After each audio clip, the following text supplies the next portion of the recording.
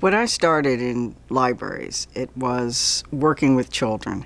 And what it impressed upon me and what I carry with me to this day is the fact that young people need information, they need inspiration, and at crucial times in their lives, reading and books in my age were the keys to those things. And so now I have the wonderful opportunity to work with the largest library in the world and still think about those children and their opportunity to have that library at their fingertips now.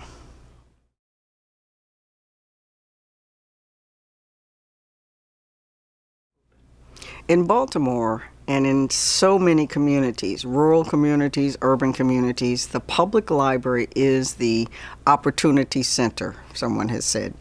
They are recreation centers, they are centers of life.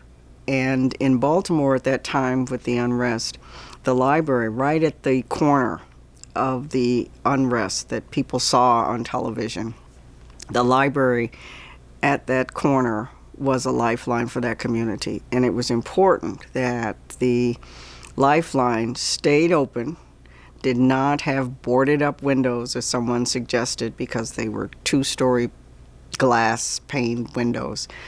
And to board that up in anticipation of unrest would have sent another signal. And then to be open the night before, burning cars, all of that, the next morning for a young man to come in and get on the computer and apply for jobs, and to come back a few days later and said he had 3 leads, was what it was about. Another part of the unrest and what happened in that particular community, and actually the entire city, schools were closed, and the libraries throughout the city became that place that young people could go to and that parents and caregivers knew was a safe place.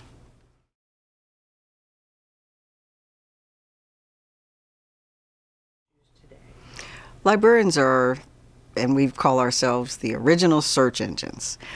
We are the trusted guides on the side when people want to get information. And in times where looking for information and national security, for instance, are sometimes at odds, librarians have a special role to make sure that people can get information and not have their interest in a subject interpreted as intent to do something. So librarians have been called, in this instance, feisty fighters for freedom, and it's the freedom to know and the freedom to find out, and to have that interest in a subject be a private matter.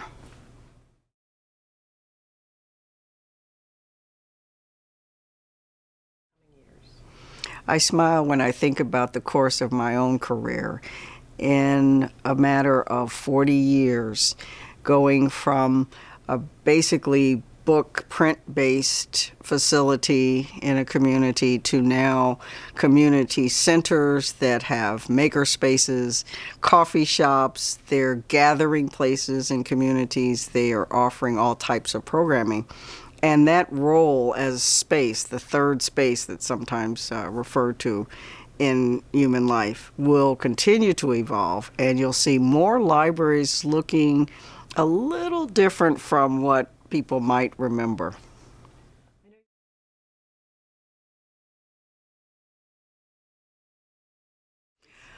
Libraries will still be physical spaces, and there will be different types of activities happening in those spaces. There'll also be virtual spaces, and that's one of the most exciting aspects for libraries of all types, and of course the Library of Congress, with so many unique and special items that could now, with technology, be available to anyone, anytime, using all types of devices. They wouldn't have to physically come to Washington, D.C. and look at Thomas Jefferson's draft of the Declaration of Independence, or Teddy Roosevelt's personal diary that he carried in his pocket, or Rosa Parks' handwritten notes about her experience being arrested.